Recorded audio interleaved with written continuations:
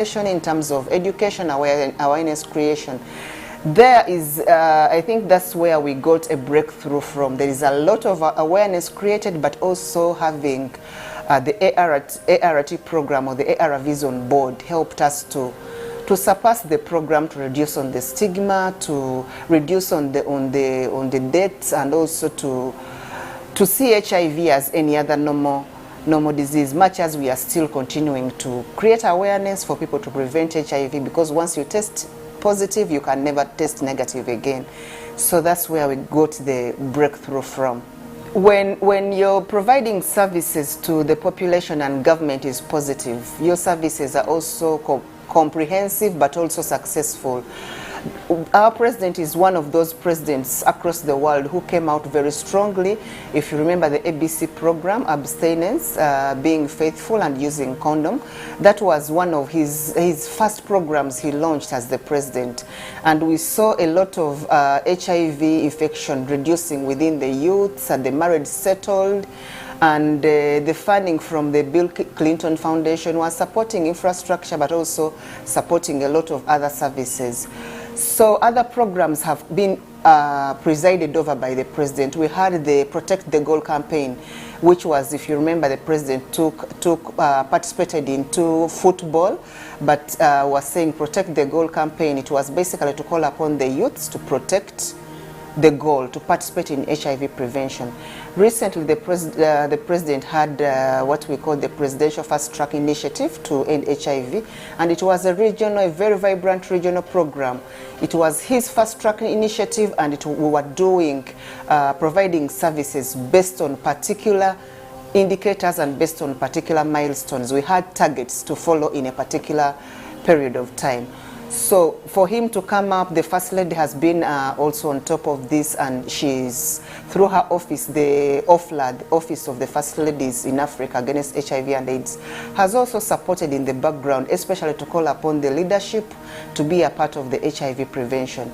So we see a lot of breakthrough coming in, because government and opinion leaders and the leadership, especially at parliamentary level, where we had the HIV committee being a part of the parliamentary HIV committee, being a part of our services, is also very crucial. We have some challenges, a lot of challenges. For example, the main challenge I would mention is basically the inadequate funding or funding irregularities. You find that as civil society organizations, we had a basket of the civil society funding which ended at some point, and it had to reduce on the services we are giving the populations. We had lots of service of funding coming from different funding streams, Irish Aid, European Union, but as HIV kept on reducing, the funding also reducing, and funds have been diverted into other social services that can complement the HIV prevention. Other challenges in terms of the perception of HIV and the other related diseases that come on board, because of the medicine and the way the people are adhering to medicine. People sometimes tend to think that HIV doesn't kill anymore, or HIV has calmed down. So we find it a challenge, because we feel people should continue taking precautions of HIV prevention. And for us, we think HIV is still a problem. Now, the coming of COVID-19 last year is also a challenge, because we are mentioning and pronouncing ourselves in terms of preventing COVID-19, but we are forgetting that there is also a challenge of HIV. And COVID-19, when it came in play, was also a challenge to us, service providers of HIV services. Because of the lockdowns, it was difficult for our clients to come around to get refills. We had to run around to start dropping medicines for clients, which clients are many. We had migrations in and out in places, and people could not uptake their refills on time, because people could get into villages and leave the town. So the migrations in and out of the treatment centers was also a challenge for us in terms of COVID-19. Then the other economic aspect, people lost their livelihoods when we went into lockdown. So When an HIV patient loses a livelihood or is not economically supported, their nutrition comes down. They get issues to do with their psychological problems, and we have had a lot of mental health issues with our clients, which we did not have before the COVID-19 came in. So those are some of the challenges. We have also lost some clients due to HIV and due to COVID-19, because COVID finds the body weak or the body already on ARVs, and it's also a challenge. So as a program, we are now getting integrated services of COVID-19 by observing SOPs, working with the Ministry of Health, but also emphasizing that COVID-19 is one of our messages we are now putting across in terms of sensitization as we speak about HIV and AIDS. There are so many misconceptions and information, especially because the population is using a lot of social media. They speak about injections, they speak about taking injections once, but from our centers, ART accredited centers, we don't have injections for ARVs as yet. What we have, the new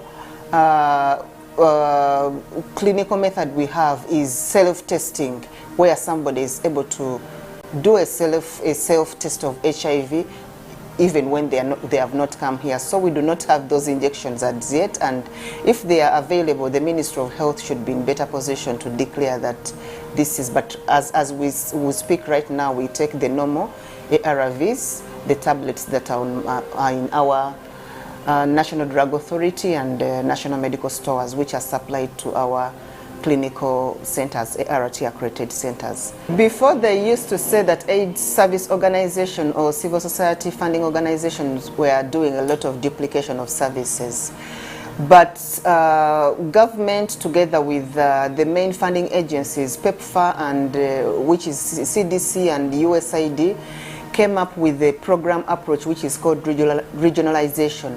And in this approach, they look at main prime recipients of the funds, and the main prime recipients work with particular organizations in those regions to provide the services. So there is a way they demarcate the area of operation for different service, for different actors, and they also apportion the funds appropriately to different actors. So for me, I know currently there's no duplication of services, but there's what we can call sister collaboration between one organization to the other. For example, TASO can refer someone to AIC, AIC can refer child to Baila, Uganda, depending on our strength in terms of the services. But we don't have duplication of the services, and I would say that government actually just needs to make sure that they beef up on the funding basket of this organization, because they are supplementing a lot of government efforts in terms of HIV prevention, but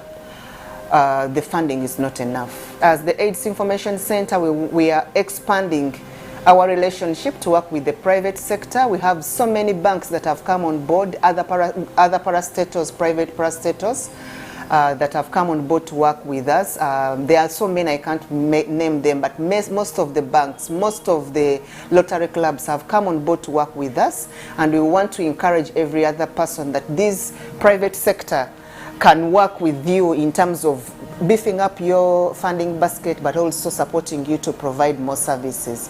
We also want to continue looking at local resource mobilization to call upon the population in videos, rich people, and also other places like churches to come on board to support us in terms of HIV prevention. But as the AIDS Information Center, I mentioned that our aim or our mission is to have a comprehensive, sustainable, collaborative, and integrated approach into our service provision, and also tackle a comprehensive package of HIV and AIDS with its related services.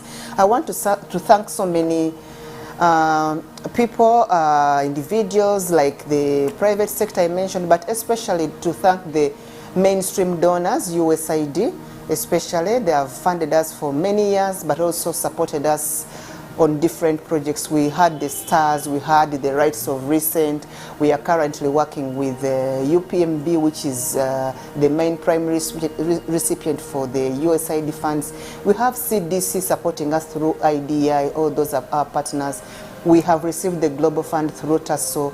We have other single donors like Annabelle supporting us in social protection services and also skilling for the youth and economic empowerment. We have our sister organizations, Baila Uganda, SACCO, Uganda Cares, NAFOPANO, Mamas Club, so many organizations. Special thanks to the UNFPA because they have given us a lot of funding over years and comprehensive funding which is handling a wider population in terms of our geographical scope. So many funders, if I'm not mentioned, the NA AIDS Information Center is known. The UNAIDS for its collaboration, Ministry of Health and Ministry of Gender with Ministry of Education. And on top of this, the Uganda AIDS Commission, which is our umbrella organization for supporting us, guiding us on how to move as an institution. And also, we want to thank the media companies, especially UBC for taking these stories from us, supporting us in different occasions to air our activities in different regions of the country. We have agents of UBC in different regions, Karamoja, Mbarara, Mbare, everywhere in Uganda. So we thank UBC and for their efficiency because they usually air our communication and they are usually playing it all the time. Thank you very much. Sheila Birungi Gandhi, the Executive Director of the AIDS Information Center, and I'm proud to be a part of the HIV response in this country. Thank you very much and goodbye. Thank you.